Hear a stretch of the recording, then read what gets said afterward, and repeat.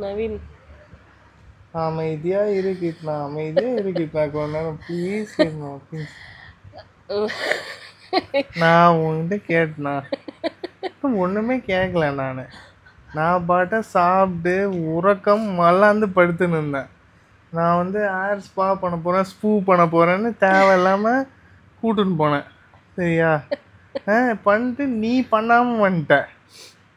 இப்போ பேர் அவன் லக்கி பாஸ்கர்மே வெட்டி வச்சிருக்கான். இப்போ இப்போ உனக்கு என்ன பிரச்சனை? நீ ஸ்பா ஹேர் கட் பண்ணது பிரச்சனையா இல்ல நான் பண்ணாதது பிரச்சனையா? ரெண்டுமே பிரச்சனை இல்லை. நான் வந்து 600 ரூபாய் செலவு பண்ணியிருக்கேன், நீ ஒன்றுமே செலவு பண்ணல. அதுதான் என்னோட பிரச்சனை. அவன்கிட்ட போய் கவுண்டரில் கேட்குறேன், hair cut beard trim how much final payment பண்ணுவோம். அவன் வந்து கேட்டால் 690 சார் அப்படிங்கிறான். ஏய் ஹேர் கட் ஆடானா எஸ் சார் அப்படிங்கிறான். இது வெட்டுறதுக்கு எதுக்கிட்டு 600 ரூபாய்? எவ்வளோ நான் வெட்டுவேன்? ஏய் அவன் அந்த நார்த் இந்தியன் கடையில் 100 rupees தாண்டி முடி வெட்ட, பியர் ட்ரிம் ஃப்ரீடி அவன்கிட்ட. அரே பையா போட்டு விடுவான். 600 ரூபாடி. சரி அப்போ அங்கேயே போய் வெட்ட வேண்டியதானே?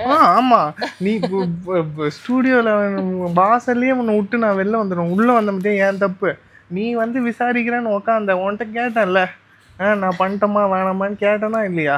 நீ பண்ற, நீ ஏதோ இது ஆன்டி ஃபங்கல் புங்கல் பண்றேன்னு தான் நான் போய் உக்காந்தாங்க. ஐ மீன் எனக்கு 7000 வேணும் பொட்டாக்ஸ் ட்ரீட்மெண்ட். நான் அதுக்கு நீ 600 ரூபாய் கொடுப்பேன், நான் 7000 ரூபாய் கொடுக்கணுமா? அதனால தான் நான் கமெண்ட் பண்ணிட்டேன். உன்னை யார் அது ஃபோன் பண்ணி கேட்க வேண்டியது தானே எவ்வளோ என்ன அப்படின்னு. கூட்டுன்னு போயிட்டு உன்னை யார் ஊருக்கு முன்னாடி போய் அவன் கிட்ட உட்கார சொன்னா? அவன் என்ன பிரச்சனையோ அவனுக்கு காலிருந்த கவுண்ட் எடுக்கலையா என்னன்னு தெரியல, போய் உட்கார வச்சிட்டான் என்ன. சரி இப்போ என்ன பிரச்சனை? நல்லா இங்க வா காமி ஹேர் கட். போயிட்டு ஹேர் கட் காமி நவீன். லக்கி பாஸ்கர் நான் தான். ஓகேவா? ஏய் அழகா இருக்கு நவீன். ஆமாம்மா ஆமாம். நான்ல தேய்ச்சேன் 600 ரூபாய் இருக்கும். Okay bye. நீ ஏதாச்சும் போய் ஏதாவது பண்ணிட்டு வந்த, நான் எதுவுமே பண்ணாம 45 minutes உன்னால சும்மா உட்காந்துட்டு வந்தேன். எனக்கும் தூக்கம் தானே வந்துச்சு. அந்த லசாங்கியா சாப்பிட்டு ஒழுங்கா நான் தூங்கி இருப்பேன்.